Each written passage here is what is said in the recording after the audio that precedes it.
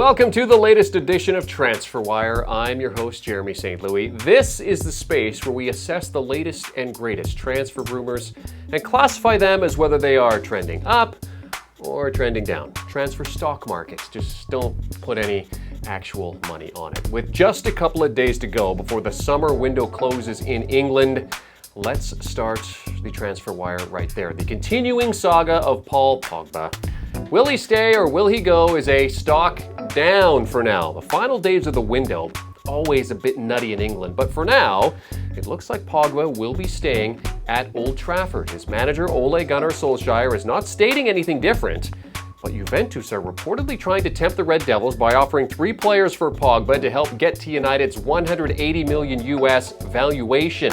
Those players are Paulo Dybala, Mario Mandzukic, and Blaise Matuidi. But with United already passing on Dybala, it looks unlikely that they'd all of a sudden change their minds. Now, this could all hinge, though, on whether United can convince Tottenham to send over Christian Eriksen for a cut price. Spurs have already put him on sale for $60 million US. But with the side desperate to cash in on him before his contract expires next year, United, or someone else, might be able to get him for less. If that domino falls, it could lead to a cascade of moves for the Red Devils ahead of the close of the window. But for now, it doesn't look likely. And because of that, Pogba leaving is a stock down for now. A move that is trending upwards is Mario Balotelli's continued tour around the world, which could now see him landing in Brazil. The Italian left Marseille at the end of last season and has been on the hunt for a new club. And it looks like Europe is no longer interested in paying premium dollars for him, so off to South America he will go. Flamengo's president says the two sides have talked, and Balo is interested. But that's it for now. Manager Jorge Jesus has urged his team to add another quality signing, and Balotelli would fit that bill. And with Gabigol on loan from Inter, they could form a devastating strike partnership. Now, the problem with Balotelli has always been his level of interest. If he's in for it, he's world class. But when he gets bored or feels underappreciated, he switches off and is basically taking up space and collecting a nice fat paycheck. Flamengo would be his 8th club side, and with Gabigol looking to get back to Europe sooner rather than later, well, both sides have a mutual need here, which should lead to an agreement between them. Over in France, Liga begins this week on beIN Sports with PSG taking on Nimes, and Neymar will be back in the lineup for the Parisians. And for that reason, the summer saga of Neymar back to Barcelona is trending down. But there is an added twist to the story this week. Reportedly, PSG have offered the want-away Brazilian to Manchester United, Juventus, and Real Madrid. The caveat being the clubs must cover his wages and pay $22.5 million US for the loan deal. The fact they haven't offered him to Barcelona is either a fantastic troll job or further evidence that the Catalans just aren't that interested, as they have stated all summer long. Now remember, the talk of Neymar back to Barcelona has been mostly from Neymar's camp, not Barcelona. The club has stated for years that they don't want him back. They do not need him back. So it looks like if the Brazilian has indeed tired of life in Paris, he'll have to settle for life in Manchester, Turin, or Madrid. And it's worth noting that even if Barcelona did want Nene, they've spent a bundle already this summer on Griezmann. And to lay out for Neymar, who would essentially be in a timeshare with the Frenchman, is just not economically feasible. Not to mention the developing scandal surrounding the Griezmann move. If there was a pre-contract agreement in place, as a reported email seems to state, Barcelona could be facing significant sanctions and even a potential transfer ban. So yeah, Neymar to Barcelona is just not going to happen. Trending down. A deal that looks to be back on after a stunning defeat at the weekend is Bayern Munich's move for Leroy Sane. After the Bundesliga champions were embarrassed 2-0 in the German Super Cup, it appears the move for Sané is moving ahead for a record fee. The Manchester City winger is keen to move back home and, according to reports, would become the biggest transfer in Bundesliga history, a record $123 million US, and he will also become the highest paid at $20 million US per season.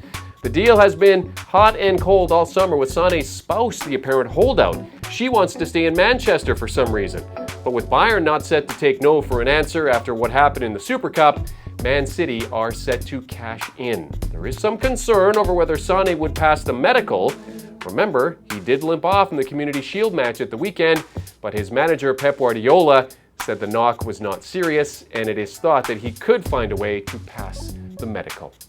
It's interesting business for the Germans, who are typically quite adamant about buying for value. But after what happened with Dortmund at the weekend and the tight race they faced last year under first-year manager Niko Kovac, and the retirement of Arjen Robben, and the need to refresh the squad, it appears Sané is seen as a sound piece of business. He'll even take over Robben's number 10 shirt. Expect Sané to get done sooner rather than later.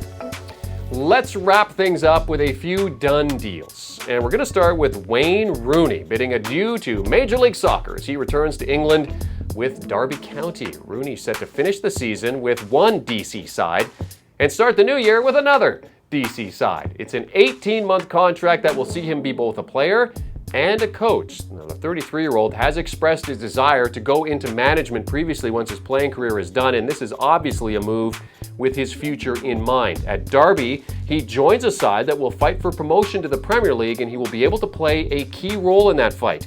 And he gets his hands dirty under the coaching of Philip Cocu. Rooney obviously hoping to follow in the footsteps of one Frank Lampard, quite literally here, who made the jump from Derby County to Chelsea as manager this coming season.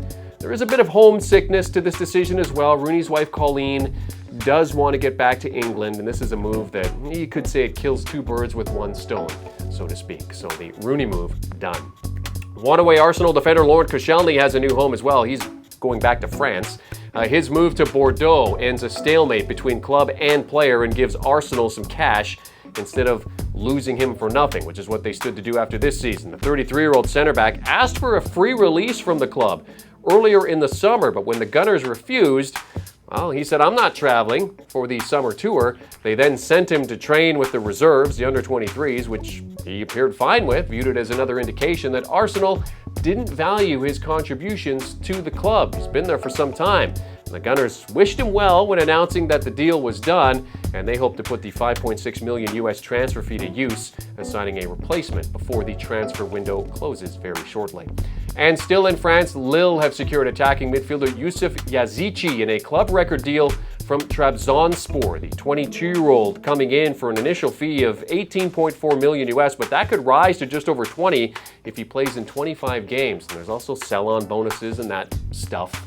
Lille using the money they grabbed from Arsenal for Nicola Pepe last week to fund this deal.